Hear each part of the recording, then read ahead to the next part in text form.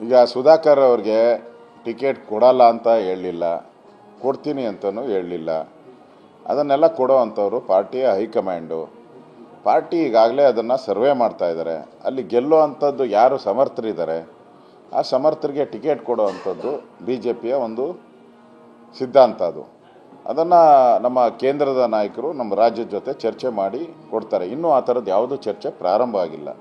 ಅದರಿಂದ ಸುಧಾಕರ್ ಅವರು ಭ್ರಮನಿರಸನ ಆಗೋದು ಬೇಡ. ತಾಳ್ಮೆ ಅನ್ನೋದು ಭಾಳ ಇಂಪಾರ್ಟೆಂಟು. ತಾಳ್ಮೆಯಿಂದ ಇದ್ದರೆ ಎಲ್ಲದೂ ಒಳ್ಳೆಯದಾಗುತ್ತೆ. ಪಾರ್ಟಿ ಹೈಕಮಾಂಡು ಮೊನ್ನೆನೂ ಕೂಡ ಅವ್ರ ಪಾರ್ಟಿಯ ನಮ್ಮ ರಾಷ್ಟ್ರೀಯ ಅಧ್ಯಕ್ಷರನ್ನೆಲ್ಲ ಭೇಟಿ ಮಾಡಿ ಬಂದಿದ್ದಾರೆ. ಆ ದೃಷ್ಟಿಯಿಂದ ಪಾರ್ಟಿ ಮುಖ್ಯನೇ ಹೊರತು ವೈಯಕ್ತಿಕ ಇಂಪಾರ್ಟೆಂಟ್ ಅಲ್ಲ.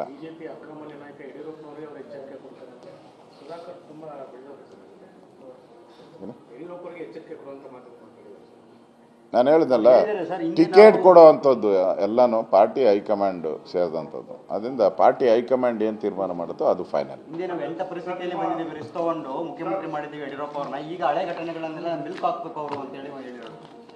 ಅದೆಲ್ಲ ಅವೆಲ್ಲ ಟಿಕೆಟ್ ಕೊಡಬೇಕಾದ್ರೆ ಅವೆಲ್ಲ ಮೆಲುಕು ಹಾಕ್ತಾರೆ, ಸಮೀಕ್ಷೆ ಮಾಡ್ತಾರೆ.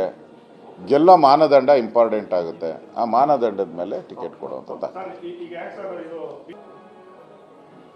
ಈಗ ಸುಧಾಕರ್ ಅವ್ರಿಗೆ ಟಿಕೆಟ್ ಕೊಡಲ್ಲ ಅಂತ ಹೇಳಲಿಲ್ಲ, ಕೊಡ್ತೀನಿ ಅಂತಲೂ ಹೇಳಲಿಲ್ಲ.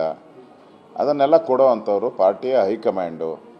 ಪಾರ್ಟಿ ಈಗಾಗಲೇ ಅದನ್ನು ಸರ್ವೆ ಮಾಡ್ತಾ ಇದ್ದಾರೆ. ಅಲ್ಲಿ ಗೆಲ್ಲೋ ಅಂಥದ್ದು ಯಾರು ಸಮರ್ಥರಿದ್ದಾರೆ ಆ ಸಮರ್ಥರಿಗೆ ಟಿಕೆಟ್ ಕೊಡೋ ಅಂಥದ್ದು BJPಯ ಒಂದು ಸಿದ್ಧಾಂತ. ಅದನ್ನು ನಮ್ಮ ಕೇಂದ್ರದ ನಾಯಕರು ನಮ್ಮ ರಾಜ್ಯದ ಜೊತೆ ಚರ್ಚೆ ಮಾಡಿ ಕೊಡ್ತಾರೆ. ಇನ್ನೂ ಆ ಥರದ್ದು ಯಾವುದೂ ಚರ್ಚೆ ಪ್ರಾರಂಭ ಆಗಿಲ್ಲ. ಅದರಿಂದ ಸುಧಾಕರ್ ಅವರು ಭ್ರಮನಿರಸನ ಆಗೋದು ಬೇಡ. ತಾಳ್ಮೆ ಅನ್ನೋದು ಭಾಳ ಇಂಪಾರ್ಟೆಂಟು. ತಾಳ್ಮೆಯಿಂದ ಇದ್ದರೆ ಎಲ್ಲದೂ ಒಳ್ಳೆಯದಾಗುತ್ತೆ. ಪಾರ್ಟಿ ಹೈಕಮಾಂಡು ಮೊನ್ನೆನೂ ಕೂಡ ಅವ್ರ ಪಾರ್ಟಿಯ ನಮ್ಮ ರಾಷ್ಟ್ರೀಯ ಅಧ್ಯಕ್ಷರನ್ನೆಲ್ಲ ಭೇಟಿ ಮಾಡಿ ಬಂದಿದ್ದಾರೆ. ಆ ದೃಷ್ಟಿಯಿಂದ ಪಾರ್ಟಿ ಮುಖ್ಯನೇ ಹೊರತು ವೈಯಕ್ತಿಕ ಇಂಪಾರ್ಟೆಂಟ್ ಅಲ್ಲ.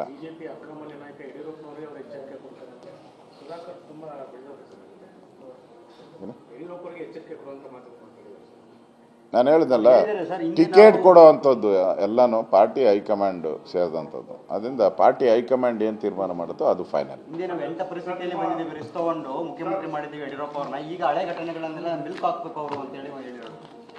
ಅದೆಲ್ಲ ಅವೆಲ್ಲ ಟಿಕೆಟ್ ಕೊಡಬೇಕಾದ್ರೆ ಅವೆಲ್ಲ ಮೆಲುಕು ಹಾಕ್ತಾರೆ, ಸಮೀಕ್ಷೆ ಮಾಡ್ತಾರೆ. ಗೆಲ್ಲೋ ಮಾನದಂಡ ಇಂಪಾರ್ಟೆಂಟ್ ಆಗುತ್ತೆ. ಆ ಮಾನದಂಡದ ಮೇಲೆ ಟಿಕೆಟ್ ಕೊಡುವಂಥದ್ದು.